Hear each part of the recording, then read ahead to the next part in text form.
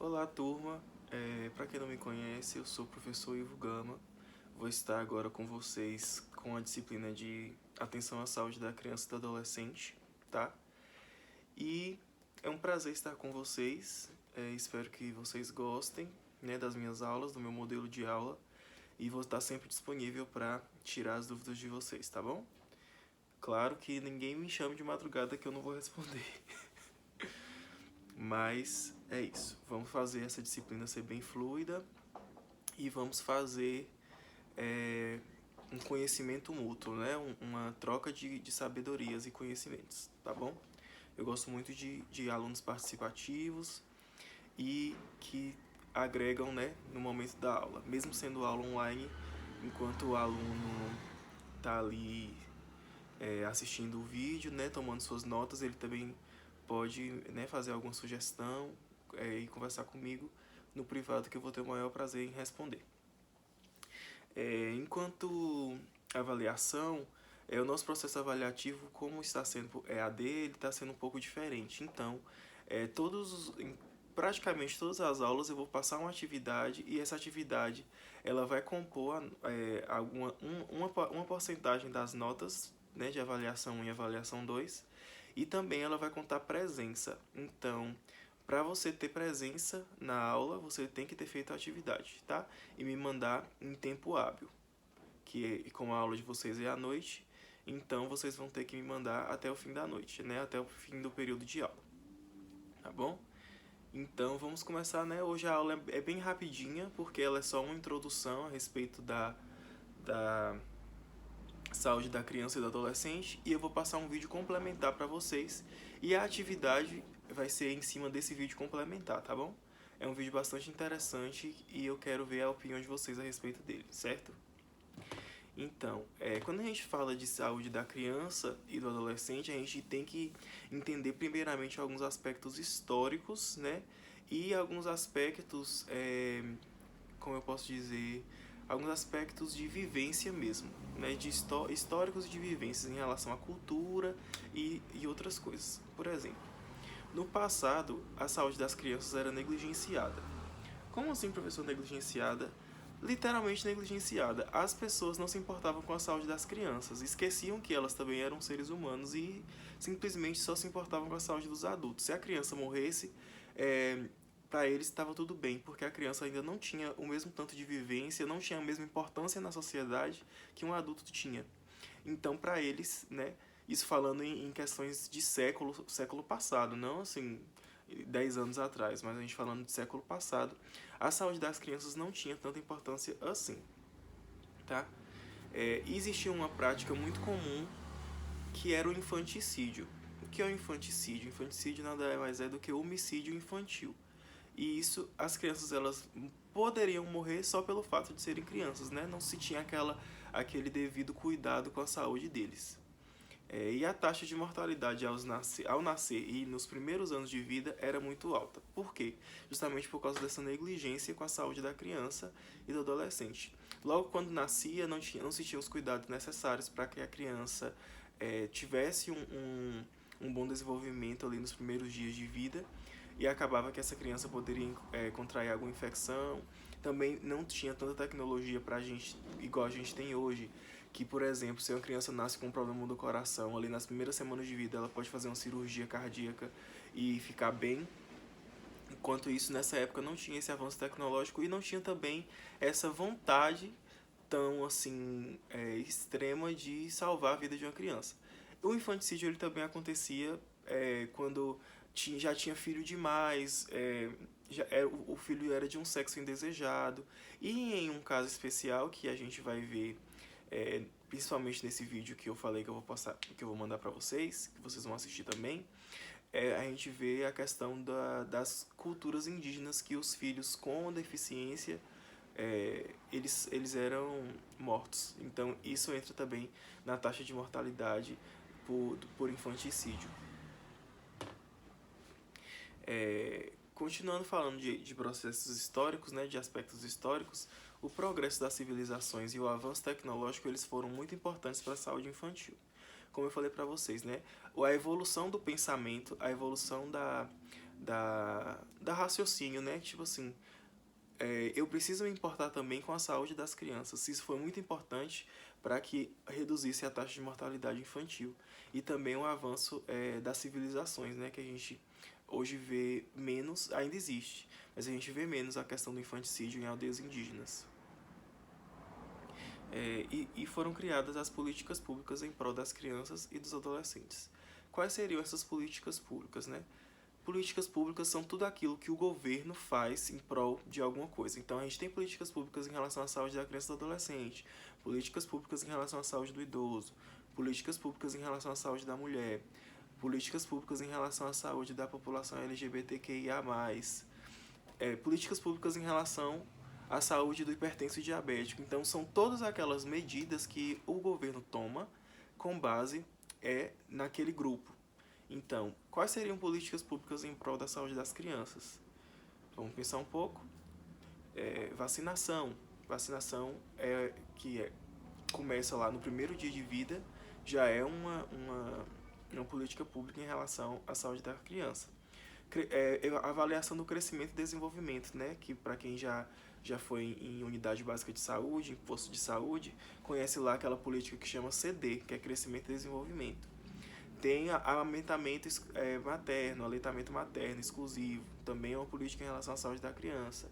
Dentre várias outras que a gente vai discutir aqui ao decorrer das aulas, tá? E o importante é a gente dizer e frisar e salientar que a saúde ela não se faz somente com controle de doenças, mas principalmente com a prevenção. Como assim, professor? Para eu ter saúde, eu preciso primeiro estar doente, para depois eu ter a saúde, ou eu posso manter a minha saúde sem ficar doente? Qual é melhor? Qual é menos lesivo? Então é isso que essa frase está dizendo. Eu não preciso ter só o controle da doença, eu posso ter a prevenção de que a doença aconteça. Então é muito melhor eu prevenir do que eu ter e depois cuidar, tá? Então a saúde ela é feita principalmente no âmbito do SUS com prevenção. Então todas essas políticas públicas que a gente falou em relação à saúde da criança, elas são políticas de prevenção de agravos. Prevenção de que aconteça uma doença. Por exemplo, o aleitamento materno vai prevenir doença porque vai fortalecer o sistema imunológico da criança. A vacinação vai prevenir doença porque ela vai dar anticorpos para a criança de doenças que são incapacitantes. Dentre outras todas situações, né? Políticas públicas que estão aí. Porque a doença, às vezes quando ela chega, ela é inevitável, mas se você prevenir que ela chegue, então a saúde da criança tem maior qualidade. Quando a gente fala em Brasil, né, em saúde da criança no Brasil, o Ministério da Saúde ele traça metas de acordo com a epidemiologia local. O que é epidemiologia, vocês lembram? Epidemiologia nada mais é do que a prevalência de determinada coisa em determinado local de ação. Por exemplo, a epidemiologia em Vitória da Conquista para dengue, né? A gente está tendo aí uma grande quantidade de dengue que está, infelizmente, contaminando muitas pessoas. A gente já teve casos recentemente de óbitos por dengue hemorrágica.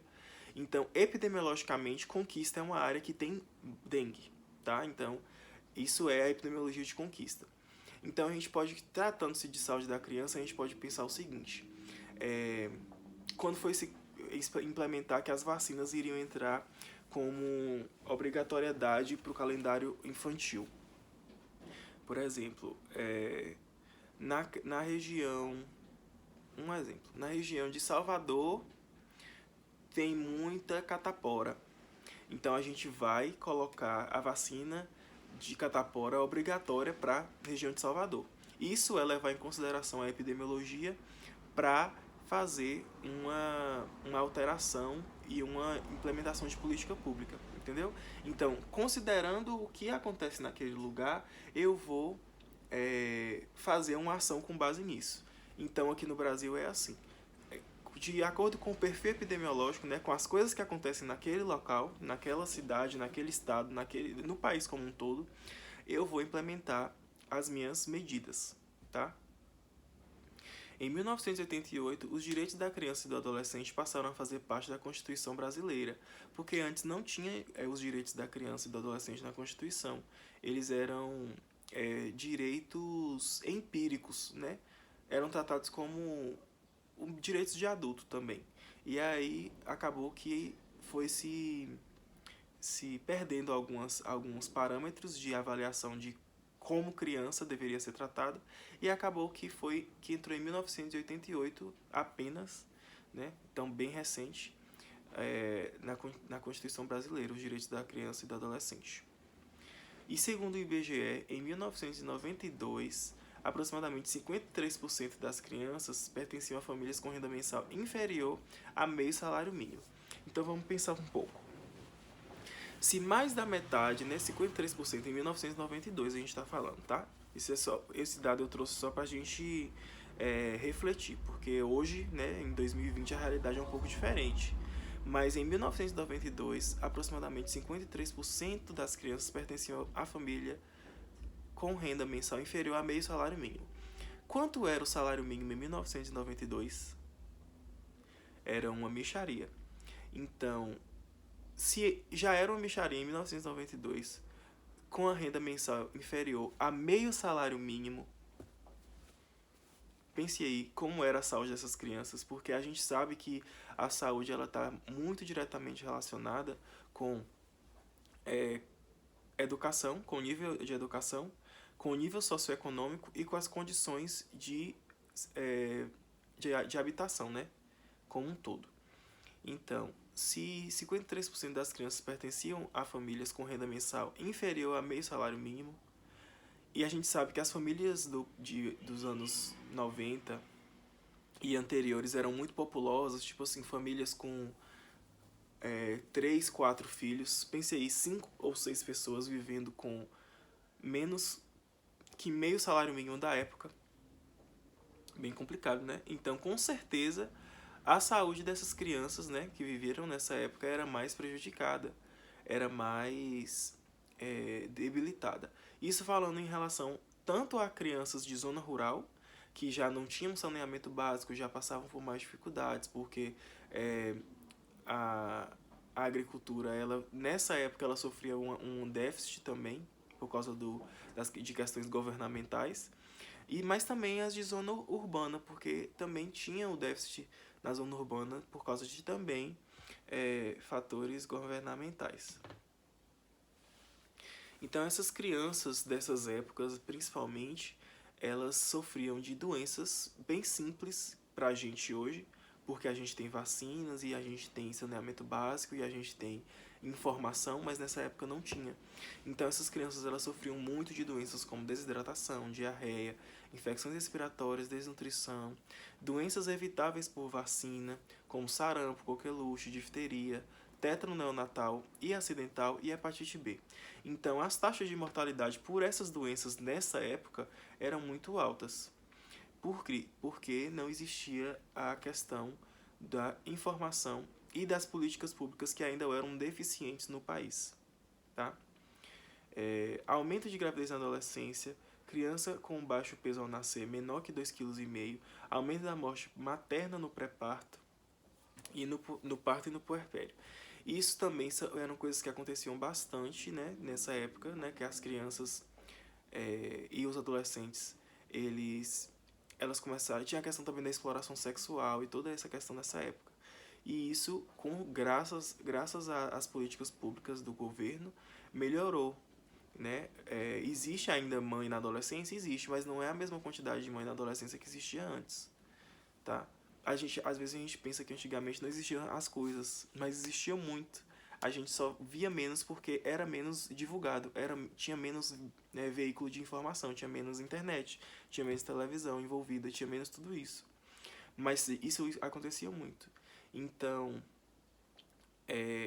a questão da saúde da criança e do adolescente ela veio melhorar a partir de ali dos anos de 1990.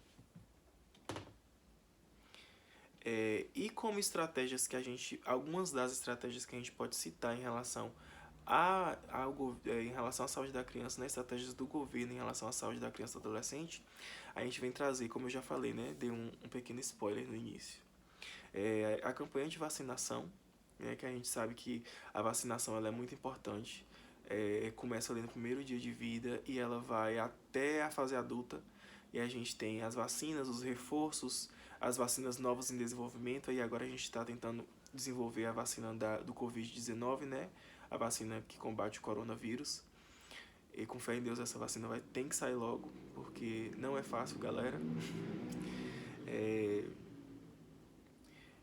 Sim, e aí a campanha de vacinação, ela vem na função de minimizar as doenças que são evitáveis por vacina. Claro que não vai extinguir 100%. Pode ser que algum dia tenha uma variação de um vírus e uma doença que estava erradicada volte a aparecer. Como, por exemplo, o sarampo voltou a aparecer. Pois é, isso.